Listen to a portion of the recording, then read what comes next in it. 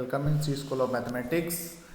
आज हम लोग डिस्कस कर रहे हैं सीटेट के प्रीवियस ईयर में आए हुए क्वेश्चन को। देखेंगे कि क्वेश्चन नंबर इस सीरीज का फर्स्ट क्वेश्चन हम डिस्कस कर रहे हैं कि एक रेलगाड़ी एक स्टेशन से 6:14 पर चलकर अपने गंतव्य पर 13 घंटे 48 मिनट के पश्चात पहुंच जाती है। गंतव्य स्थान पर पहुंचने का समय कितना होगा? तो हम क्या करेंगे, 6:14 में हम सीधा सीधा ऐड कर देंगे 13 घंटे और 48 मिनट, तो वो सीधा सा आ जाएगा। जब हम ऐड करेंगे तो वो आएगा 19 घंटे 62 मिनट। 60 में 1 घंटा इधर दे देंगे तो 20 घंटे और क्या हो जाएंगे 2। तो 20 का 2 का मतलब हो गया वो नेक्स्ट डे पहुंचेगा 8:02 पे। तो हमारा ऑप्शन हो गया first is the correct option. Next question पे चलते हैं। 52 वो कह रहा है कि 21 और 49 के बीच 7 के गुणजों का योगफल। तो 21 और 49 के बीच में 7 का टेबल जब पढ़ेंगे तो हमारे पास आएगा 28। नेक्स्ट क्या आएगा 35। नेक्स्ट क्या आएगा 42। आगे जाएंगे तो वो 49 से ज़्यादा हो जाएगा। बस ये 3 होंगे हमारे पास। इनका एडिशन करेंगे तो इनका एडिशन टोटल आ जाएगा 5 2 7 7 और 8, तो मतलब 5 तो 105। फिर क्या करेंगे कि नीचे जो डिवाइड कर देना है 25 और 30 का सबसे बड़ा सार्वगुणनखंड। सार्वगुणनखंड का मतलब क्या है, HCF है। तो HCF 25 और 30 का क्या होगा 5 होगा, तो 5 से इसको डिवाइड कर देंगे तो आंसर क्या आ जाएगा हमारा 21। Fourth option is correct.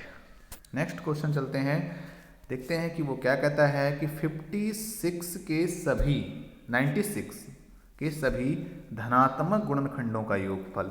तो 96 के सबसे पहले धनात्मक गुणनखंड निकाल लेंगे।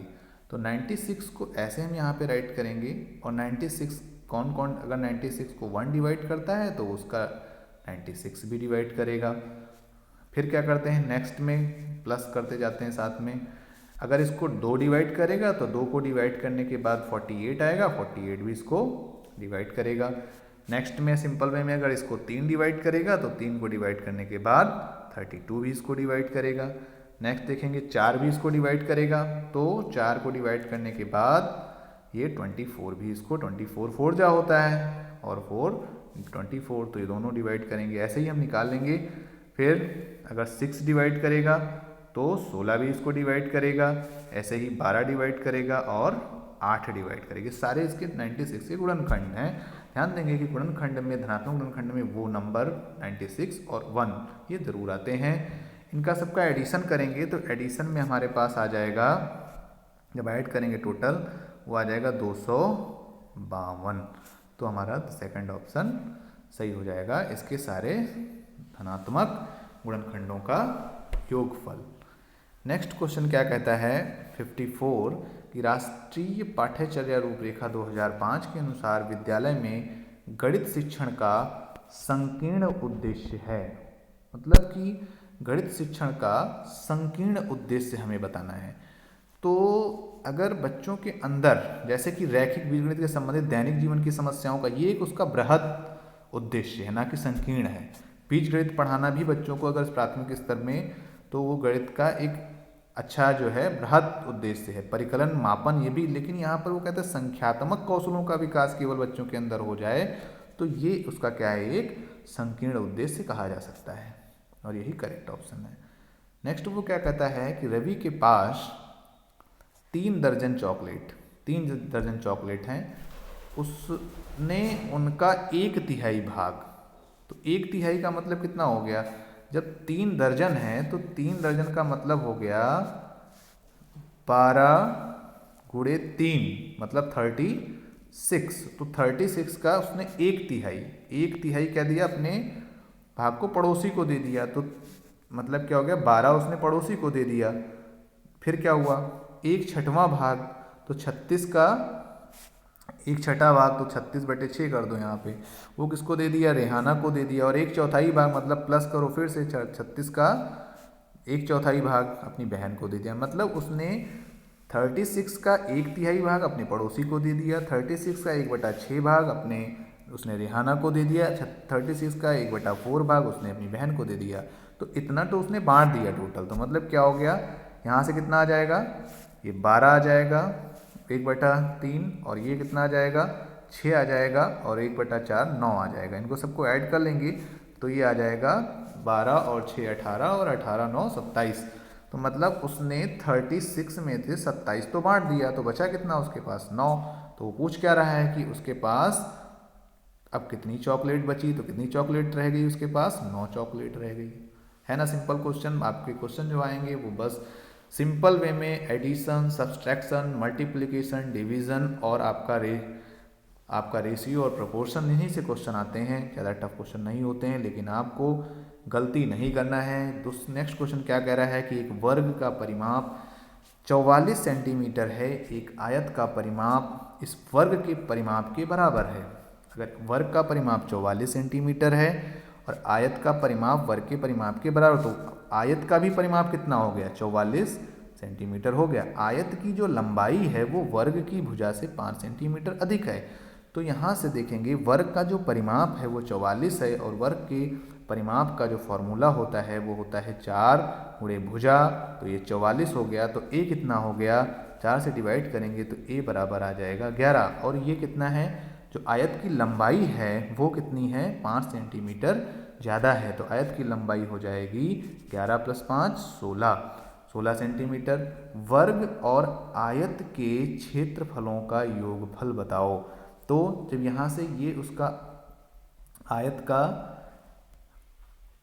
पेरीमीटर है और वर्ग आयत की लंबाई 16 आ गई है, तो इसकी हम चौड़ाई नहीं निकाल पाएंगे, बिल्कुल निकाल पाएंगे। तो कितना हो जाएगा, 16 गुणे 2 तो 32 हो जाएगा, 32 + 2 गुणे उसकी चौड़ाई बराबर 44। तो यहाँ से हम सॉल्व करेंगे, 32 को इससे माइनस करेंगे 44 से, तो 2b कितना आ जाएगा, माइनस करेंगे 4 में से 2 2, 3 में से 4 में से 3 1, तो b बराबर आ जाएगा 6। तो मतलब क्या हो गया, योग हमें निकालना है। तो यहाँ से वर्ग का निकालेंगे, तो वर्ग की भुजाई थी 11, आयत का लंबाई आई 16 और चौड़ाई आ गई 6। तो 11 गुणे 11 कितना होता है, 121। 11 गुणे 11 हो गया 121, और 16 गुणे 6 96। दोनों को जोड़ देंगे तो हमारे पास आ जाएगा 217। तो ये हो गया हमारा option first is correct. Next question पे चलते हैं कि एक बच्चा जिस अवस्था में सभी संख्या संबंधी संक्रियाओं को करने में सक्षम है तथा भिन्नों के सम प्रत्यय की व्याख्या करने में सक्षम है, वह अवस्था कौन सी है। ऐसा क्वेश्चन आ चुका है आपके पेपर में पहले भी। तो ऐसी अवस्था को हम संक्रियात्मक अवस्था कहते हैं, जिसमें बच्चा सारी जो है गणित के संख्या संबंधी संक्रियाएं कर लेता है और उसको भिन्न से भी संप्रत्यय की व्याख्या करने में समझ हो जाती है। तो ऐसी को हम संक्रियात्मक अवस्था कहते हैं।